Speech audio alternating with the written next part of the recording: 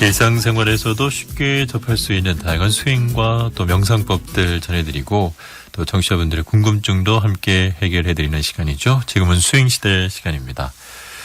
매주 금요일 이 시간 여러분께 선물도 함께 전해드리고 있는데요. 수행에 대한 궁금증 또 수행담도 좋습니다. 자세한 답변 설명과 함께 추첨을 통해서 우리 묘원법사님의 위파사나 수행 문답집이죠. 와서 보라라는 책 선물도 준비해놨습니다. 단문은 50원, 장문은 100원의 정보 이용료 부과되는 샵 2842번 휴대전화 문자 메시지로 많이들 참여해 주시길 부탁드립니다. 자, 오늘도 역시 쉽고 바른 수행도 명상법 알려주시기 위해서 사단법인 상주하불교 한국명상원의 원장이신 묘원법사님 모셨습니다. 안녕하십니까, 법사님. 네, 안녕하세요. 네, 반갑습니다.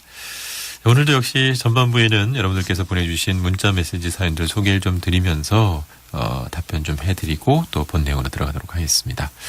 오늘 먼저 소개해드릴 사연은 9410번님이 보내주신 내용인데요. 묘원법사님, 저는 무상관을 계속 하다 보니까 현재 내가 가엾어지고 어디로 가야 할지 목적의식이 없어졌습니다. 이럴 땐 어떻게 해야 할지요? 라고 보내주셨습니다. 네, 무상관은 지혜수행이라서 하기가 좀 어렵거든요. 네. 일반적으로 무상관을 할 수 있는 사람의 성향을 이성적이고 영민한 사람이 무상관, 법을 알아차린 수행을 하면 좋다라고 그렇게 알려져 있어요. 네. 그래서 조금 무상관을 하는 방법들이 정확히 그 바른 방법을 사용해야 될 그런 문제들이 있어요. 그 무상관은 법을 알아차리는 수행입니다. 그 무상관은 몸, 느낌, 마음, 법을 알아차리는 사념처 중에서 네 번째인 법념처 수행이에요. 근데 이 법념처 수행은 누구나 할 수 있지만은 네. 처음에 몸을 알아차리는 수행을 해서 집중력이 생긴 뒤에 하는 것이 좋습니다. 그렇지 않으면은 무상의 덧없음에 휩쓸려서 허무주의에 빠질 위험이 있어요. 아하, 예. 현재 지금 말씀하신 내가 가엾어지고 가야 할 목적 의식이 없어졌다는 것이 지금 이런 위험의 조짐이 드러난 것이거든요. 내가 없다는 것은 매우 중요해요. 네. 가야 할 목적 의식을 잃었다는 것은 방황이에요. 그래서 무상도 일정한 지혜의 성숙 과정을 통해서 수행을 해야지 그렇지 않으면 이런 장애가 생길 수가 있어요. 네. 무상의 법을 바르게 알기 위해서는 먼저 원인과 결과라는 연기의 구조를 이해해야 돼요. 그 모든 것을 원인과 결과로 일어나고 사라진다고 알아야 그게 무상이에요. 네. 그런 뒤에 정신과 물질을 구별해서 보는 위파사나 수행의 지혜가 나야 돼요. 그래서 이 몸이 나의 몸이 아니고 조건에 의해서 일어나고 사라진 것이다 라고 무상의 알 때 무상의 법을 비로소 알 수가 있어요. 그렇지 않으면은 무상이 변한다는 거거든요. 그렇죠. 변한다는 사실에 두려움을 느껴서 방황하게 돼요. 이게 수행의 일련의 과정이에요. 네. 이런 변화가 모든 현상계의 것인데 여기에 나라는 자아가 붙으면은 바로 괴로움이 와요. 네. 그러니까 더불어 무상은 자아가 어느 정도 소멸된 뒤에 지혜 수행으로 보는 것이 비교적 하나의 좋은 과정이에요. 저희 한국명상원에서는요. 네. 수행자들에게 먼저 좌선을 할 때 일어나고 꺼지는 호흡을 알아차리도록 해요. 네. 그리고 경행을 할 때에도 오른발 왼발의 움직임을 알아차리도록 해요. 이렇게 몸을 알아차려서 생긴 집중력이 있은 뒤에는 다음 단계의 지혜를 성숙시키기 위해서 이제 호흡을 볼 때는 호흡의 변화를 주목해라. 그렇게 이제 주문을 해요. 예. 일어나고 꺼짐, 일어나고 꺼짐을 무심히 보다가 이제 일어나고 꺼짐을 하나의 변화로 봐라 라고 하는 것은 묵시적으로 무상을 보라는 의미예요. 야, 네. 예. 변화가 무상이거든요. 네. 그렇게 해서 몸을 보는 힘이 생겼을 때 무상을 보게 하면은 자연스럽게 무상의 법을 알 수 있게 돼요. 그리고 오른발 왼발을 알아차릴 때도 처음에 발의 움직임을 알아차리도록 해요. 네. 그런 뒤에 조금 더 높은 수행을 요구할 때 이제 오른발 왼발의 움직임의 변화를 봐라. 호흡도 변화를 보라는 것은 같은 호흡이 아니다는 것. 발도 오른발 왼발의 변화를 보라는 것은 같은 발이 아니라는 것이거든요. 네. 같지 않다는 것이 무상이에요. 무상이 항상하지 않다는 것이거든요. 그렇죠. 그렇게 해서 이런 변화를 주목하라 그러는 것이 무상을 보는 거예요. 그래서 이렇게 볼 때 자연스럽게 더 높은 단계의 지혜가 성숙돼서 무상을 받아들이게 돼요.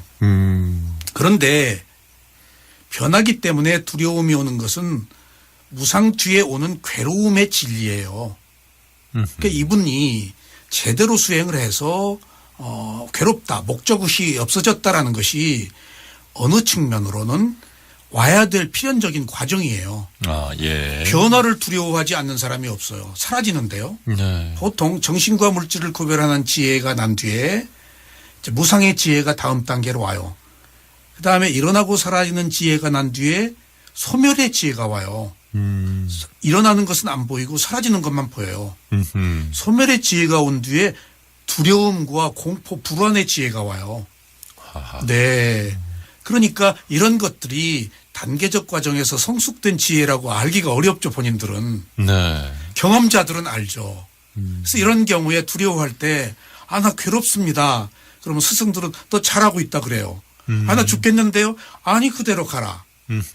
이런 필연적인 의식의 변화의 과정들이 있기 때문에 스승이 필요하다고 하는 거예요. 네. 그리고 또 위험한 것이 부정관을 할 때에도 제대로 가르침을 받지 못하면은 몸에 더러움을 느껴서 자기 자신을 혐오하게 되면은 자살한다고요. 그렇죠. 네네. 패골관도 마찬가지고요. 그래서 어떤 수행이나 바른 지도를 받으면서 하시는 게 좋겠어요. 네. 그런데 또 무상관도 무상하고 연부를 외우는 수행은 지혜 수행이 아니에요. 네. 그런다고 무상이 생기지 않거든요. 네. 그래서 이분이 어떻게 무상관을 하시는지 제가 잘 모르겠지만은 만약 무상관에 관해서 더 궁금한 것이 있으시면은 저희 그 홈페이지에 질문을 하시거나 네. 아니면은 명상원에 오셔서 상담을 하시면은 제가 잘 설명해 드리겠습니다. 네. 네네.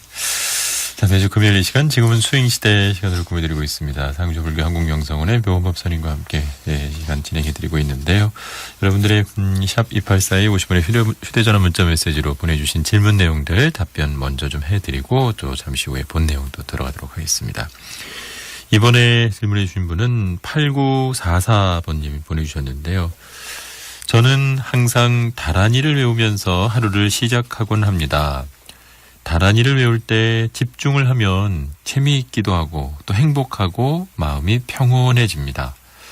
저도 모르게 꿈속에서도 다란이를 외우는 제 소리를 듣고 집사람이 놀래서 병원에 가보라고 합니다. 제가 어떻게 잘못 수행하는 것인가요? 라고 물어주셨어요. 네, 아닙니다. 네. 수행 잘하고 계십니다. 그 다란이 수행을 부처님의 가르침에 입각해서 좀 말씀을 드릴게요. 예. 부처님께서 모든 수행을 사마타 수행과 위파사나 수행으로 구분하셨어요. 그러니까 수행이 사마타냐 위파사나 두 가지 범주 중에 하나 들어가요. 네. 근데 사마타 수행은 선정 수행으로 고요함을 얻는 수행이에요. 그리고 위파사나 수행은 통찰 지혜 수행으로 무상고무아를 아는 지혜 수행이에요. 이 두 가지 수행이 조화를 이룰 때 우리가 열반을 성취하게 됩니다. 먼저 다란이 수행에 대해서 제가 말씀을 드릴게요. 다란이 수행은 연불 수행이거든요. 이걸 왜 하느냐? 이게 중요해요. 부처님의 가르침에 의하면은 이런 연불 수행은 근접 집중을 통해서 근본 집중에 이르기 위해서 이런 걸 하라고 그렇게 제시를 하셨어요. 네. 네. 그러니까 우리가 왜 이런 선정 수행을 해야 되는가 하면은요.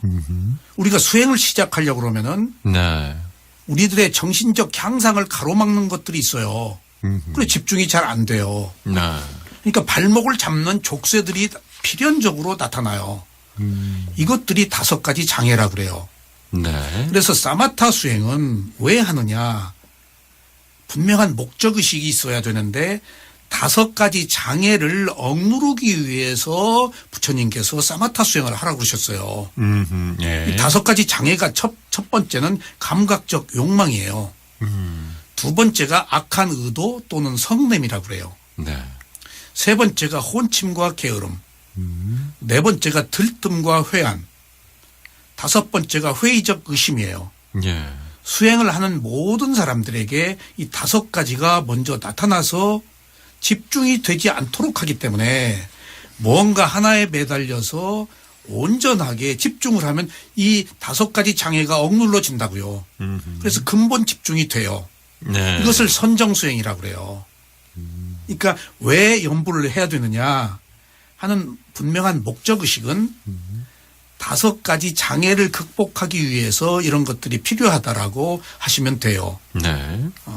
그래서 연불수행의 1차적 목적은 고요함이에요. 그래서 마음을 하나로 모아서 항상 깊은 선정 상태에 이르면은 자나깨나 그 생각을 갖게 돼요. 그래서 심일경성이라고 그래서 색계 사선정은 오직 대상과 아는 마음 하나밖에 없어요. 번뇌가 들어올 틈이 없어요. 그게 고요함이에요. 그래서 부처님 경우에는 이런 선정의 고요함을 얻은 뒤에 이제 위파사나로 넘어와서 지혜 수행으로 바꾸어라 라고 말씀을 하세요. 부처님도 똑같이 사마타 수행을 해서 선정의 고요함을 얻은 뒤에 이제 고요함은 지혜하고 또 다르잖아요. 네. 5가지 장애가 극복이 좀 됐단 말이에요. 그러면 이제 무상고모아를 보는 수행으로 넘어와라 하는 일련의 과정에 있어서 사마타 수행과 위파사나 수행이 상호 보조적으로 수행이 함께 이루어지면 좋겠어요. 네. 그래서 수행자의 궁극의 목표는 지혜여야 됩니다. 지혜를 얻어야 지구의 열반을 우리가 얻을 수 있지 않겠어요? 그래서 이제는 계속 이런 선정 수행을 하셔도 좋고 예. 적당한 때 위파사나 수행으로 넘어오셔도 좋습니다. 그리고 현재 이러한 상태는 매우 깊은 선정의 상태로 결코 병이 아닙니다. 네. 자나깨나 한 일념을 가지고 하십시오. 네, 존경합니다. 네. 네, 네. 예. 자, 8944번님 질문 답변해 드렸고요. 이번에는 5040번님 보내주셨는데요. 저희가 위파사나 사문 수행집 보내드렸었는데 묘본법사님 책 잘 받았습니다. 위파사나 명상을 집에서 저 나름대로 5분 명상으로 도전을 하고 있는데요. 일단은 시간이 짧아서 그랬는지 실천이 잘 되는 것 같습니다. 이렇게 해도 되는 건죠? 라고 해주셨습니다. 네, 아주 훌륭하십니다. 예. 수행을 혼자서 할 때는 처음에는 짧게 하는 것이 효과가 있어요. 그리고 이제 단체로 모여서 명상원에서 할 때는 이제 뭐 1시간이다 할 때는 꼼짝 못하고 해야죠. 그때는 인내가 길러져요. 예. 그래서 이렇게 짧게 수행을 할 때 이 수행이 지금처럼 이익이 있다라고 생각되면 조금씩 더 하게 돼요. 그런데 더 하게 될 때도 욕망으로 해서는 안 돼요. 네. 자기에게 맞게 해야 돼요. 예. 원대한 계획을 세우고 수행을 하면요 얼마 못 가요. 그러니까 지금 아주 잘하고 계십니다. 그렇습니다. 네, 네. 예. 계속해서 또 사연 소개해 드리겠습니다. 5441번님 보내주신 사연인데요. 묘법사님, 저는 제 아들이 올해 고3이 됐습니다. 그래서 이런 명상법이 도움이 좀 될 수 있지 않을까라는 생각이 드는데 학원과 학교 다니느라고 굉장히 바쁜 아들에게 어떻게 좀 좋은 명상법이 있으면 좀 알려주시죠. 라고 하셨습니다. 네. 집중이 수행에서만 필요한 것이 아니고 네. 어떤 경우에나 집중을 하면 좋은 결과를 얻을 수가 있어요. 특히 학생의 경우는 집중의 힘이 학습 능력을 향상시킬 수 있습니다. 그렇죠. 예. 공부 잘하는 것이 집중 잘한다는 거예요. 네. 그래서 선생님의 말씀을 집중해서 듣고 책을 볼 때에도 집중을 해서 보면 훨씬 학습 능력이 향상됩니다. 집중이 뭔가 하면요. 마음을 모아서 대상에 겨냥하는 거예요. 마음을 모으지 않으면 항상 들떠서 부질없는 이런저런 생각들 하잖아요. 그렇죠. 책 보면서도 헛것 보잖아요. 네, 수행을 하면서도 거의는 망상으로 시간을 보낸다고요. 네. 그래서 이런 망상을 다잡기 위해서 먼저 호흡을 알아차리는 것이 좋습니다. 그래서 수행을 하기 전에 잠시 눈을 감고 아랫배에서 일어남 꺼짐 일어남 꺼짐이라고 몇 번만 주목을 해도 새로운 마음가짐이 생겨요. 네. 그럼 집중력이 생깁니다. 그리고 또 공부를 할 때에도 예. 책을 보기 시작하기 전에 일어남 꺼짐의 아랫배 호흡을 잠시 지켜보고 고요한 상태가 되었을 때 책을 보면 훨씬 집중력이 향상될 겁니다. 네. 또 있어요. 저도 이것은 이용하는 것인데 피곤할 때 제 예. 경우를 말씀드리면은 피곤할 때 제 의자에 앉아서 피곤을 그대로 받아들여요. 졸음이 올 때 졸음을 그대로 받아들이는 것처럼 네. 저항하지 않고 네. 그대로 피곤을 받아들이면 무거움이 있어요. 나른함이 있고 아하. 그리고 마음의 희미함이 보여요. 그것을 그대로 받아들이면은 조금씩 새로운 힘이 생성돼요. 그러면은 놀라운 힘이 생겨서 다 죽어가다가 다시 가서 법문을 하고 수행 지도를 하고 그래요. 그러니까 공부할 때 피곤하면은 그대로 네. 소파나 의자에 앉아서 피곤을 그대로 알아차리세요. 그러면 피곤에 대한 치유 능력이 많이 생깁니다. 아하. 그런 뒤에 네. 또 공부를 하면은 집중력도 생기고 피로 회복도 됩니다. 아하. 네. 네. 그러니까 그 피곤이 이제 어떻게 보면 사라지는 거군요. 그러니까 네. 제 경험이 네. 다 죽어가다가 피곤이 목까지 올라와요. 말을 할 수가 없는데 그대로 몇 분이라도 그대로 알아차리고 있으면요. 어디서 샘솟는 새로운 힘이 생겨요. 아하. 이 예. 마음이 그렇게 이끈다는 거예요. 그러네요. 네네. 네. 이거 한번 활용을 그대로 하라고 그러세요. 예. 자, 이렇게 해서 여러분들께서 문자 사연 보내주신 내용들 자세히 살펴드리고 답변도 해드렸습니다. 계속해서 이번에는 이제 대념 적용, 느낌 알아차리는 수행에 대해서 좀 자세히 살펴볼 텐데요. 부처님께서 이제 말씀하신 그 사념초 수행에서 몸과 마음 외에 이제 느낌과 법이라는 이제 신수신법할 때 네 가지 대상을 알아차리라고 하셨는데 느낌의 어떤 중요성을 굉장히 강조하고 계시지 않나 싶거든요.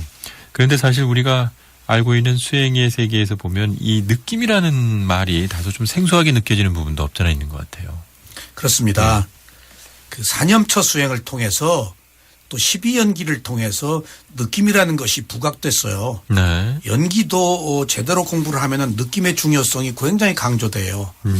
그리고 사념처도 몸과 마음을 알아차리면 되지 부처님이 왜 느낌을 넣었는가 하는 문제를 볼 때 느낌에 큰 의미가 있기 때문에 그래요. 예. 수행에서 느낌이라는 부분이 생소하게 들릴 거예요. 그런데요, 우리가 사는 것이 모두 느낌으로 살고 있다는 사실을 간과해서는 안 돼요. 하하. 우리가 느끼는 거예요. 네. 그러니까 우리가 느낀다, 인식한다, 의도한다 이것이 오온에서 수상행이라고 하는 거거든요. 네. 그리고 마음이 이것을 안다. 그래서 이런 조건들에 의해서 살고 있는데 우리는 마음이 다 아는 줄 아는데 사실은 느낌이 모든 것들을 받아들여서 마음이 그것을 아는 거예요. 그래서 이 느낌을 알아야 우리가 궁극에 자아가 없다는 무아의 지혜를 얻을 수가 있습니다. 네. 자, 8정도를 우리가 얘기하는데 개정의 중에서 정에 해당하는 것이 세 가지인데 정정진, 정념, 정정이죠. 이때 정정진은 바른 노력이고 정념은 바른 알아차림이거든요. 네. 그리고 정정은 바른 집중입니다. 근데 여기서 정념이 무엇이냐라고 말할 때 부처님께서는 정념은 신수신법 네 가지를 알아차리는 것이 정념이다라고 그렇게 선언을 하셨어요. 정념이 바른 알아차림이 뭐냐? 네. 그 속에 느낌이 하나 들어가 있어요. 그러네요. 그래서 우리가 전에 잘 들어보지 못했던 느낌의 중요성이 여기서는 뺄 수 없다는 사실이 부처님에 의해서 다시 밝혀진 겁니다. 네. 부처님께서 이처럼 느낌이라는 것을 하나의 영역으로 밝히신 것은 느낌의 중요성 때문이에요. 네. 느낌을 연기해서 보면은 미래생을 일으키는 욕망이 직접적인 원인이 느낌이에요.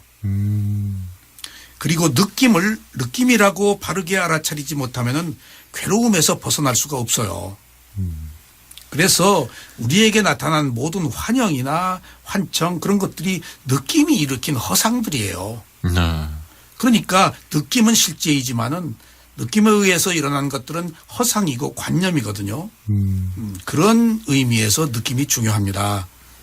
그리고 깨달음은 느낌과 가래 사이에서 일어나요. 네. 느낌이 일어났을 때 욕망을 일으키면 집착을 하게 되고 업을 생성해서 미래에 태어남이 있어요. 아하. 느낌이 바로 욕망의 원인이라고요. 그런데 느낌이 일어났을 때 단지 느낌으로 알고 말면 욕망이 일어나지 않아요. 욕망이 일어나지 않으면 집착을 하지 않고 업을 생성하지 않아서 미래에 태어남이 없다고요. 하하. 예. 그래서 미래에 태어날 원인을 제공하느냐 하지 않느냐 하는 것들이 느낌이에요. 네. 그래서 이 느낌에서 욕망으로 가느냐 가지 않느냐 하는 것이 바로 도성제이면서 팔정도 그다음에 멸성제인 열반이에요. 그러니까 느낌과 욕망 사이의 그 출구가 바로 열반입니다. 네. 우리가 알고 있는 행복과 불행이 바로 즐거운 느낌과 괴로운 느낌이거든요. 예.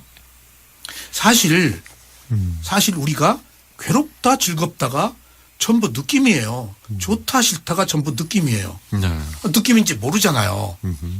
그런데 좋다 싫다 즐겁다 괴롭다 행복과 불행을 느낌이라고 만약 안다면은 행복과 불행을 우리가 영원한 것이 아니고 순간적이라고 알 가능성이 더 많다고요. 예. 느낌은 변하잖아요. 네. 그래서 우리가 행복할 때 감각적 욕망에 도취되지 않을 수가 있습니다. 그리고 불행할 때 괴로움에 빠져서 절망하지 않게 된다고요. 네. 느낌인데요. 일어났다 사라지는 것인데요. 그렇죠. 단지 기억 속에 저장되어 있는 것을 우리가 꺼내서 볼 뿐이죠. 그래서 이렇게 느낌으로 알면은 느낌이 빠르게 변하기 때문에 우리가 행복과 불행, 괴로움과 즐거움에서 자유로워질 수 있다는 것입니다. 그리고 이 느낌을 통해서 존재하는 것의 성품인 무상고무아를 알 수가 있습니다. 그리고 이 느낌은 감각기관에 의해서 일어나는 것이지 나의 느낌이 아니라는 것을 우리가 알 수 있어야 돼요. 네. 보통 내 느낌이라고 알잖아요. 그렇죠. 근데 느낌은 감각기관이 느끼는 것이에요. 단지 마음이 이것을 알 뿐이에요. 그래서 우리가 신기루 같고 물방울 같고 실체가 없다고 하는 진리는 모두 느낌을 통해서 알 수 있는 것들이에요. 신기루 같다. 이거 잘 몰라요. 근데 느낌이라고 보아야 신기루 같은 거예요. 하하. 예. 그래서 느낌과 욕망의 소멸이 연기의 출구인 열반입니다. 그러나 느낌을 원인으로 가래가 일어나는 결과가 바로 연기의 길로 가는 윤회입니다. 그래서 초기 불교에서는 네. 깨달음의 황금 의자는 보리수나무가 아래가 아니고 메란자라 강가가 아니고 네. 느낌과 가래 사이에 있다. 하하. 예. 그래서 느낌과 가래 사이가 바로 도성제, 팔정도, 중도, 위파사나라고 말하고요. 네. 느낌에서 가래로 넘어가면 미래생이 있어서 태어나고 느낌에서 가래로 넘어가지 않으면은 열반에 들어가서 윤회가 끝나요. 네. 그런데요. 우리가 느낌에서 가래로 안 넘어갈 수가 없어요. 그러니까요. 예. 일단 넘어가요. 예. 근데 수다원은 넘어가서 오래 있다가 원래의 느낌으로 돌아오고 네. 싸다함은 수다원다 이제 일단 욕망이 일어나요. 예. 수다원보다 조금 더 빨리 돌아오는 원래의 거죠. 느낌으로 돌아와요. 예. 아나함은 가래로 갈까 말까 하다가 가래로 넘어가서 정거천에서 태어나는 윤회를 하고 넘어간다고요. 아라함만이 안 넘어가요. 네. 그러니까 예. 우리가 이제 예를 들어 보시죠. 자기 수행의 상태를 파악할 때 네. 내가 화를 냈다가 얼마나 빨리 화를 거두어 드리느냐 하는 것으로 자기 수행의 정도를 파악하시면 돼요. 네, 바로 이 느낌으로 수행의 기준을 삼으시면 됩니다. 네. 네, 네. 네, 매주 금요일 이 시간 지금은 수행시대. 오늘도 역시 상주하불교 한국명성원의 묘원법사님 말씀 듣다 보니까 벌써 시간이 다 됐네요. 아쉽지만 오늘 여기서 좀 마무리하고요. 오늘 질문들도 많이 들어오셨는데 저희가 오늘 다 소개 못 드린 것은 다음 주 금요일 날 또 소개를 드리도록 하겠습니다. 묘원법사님 오늘도 귀한 가르침 감사합니다. 네, 감사합니다.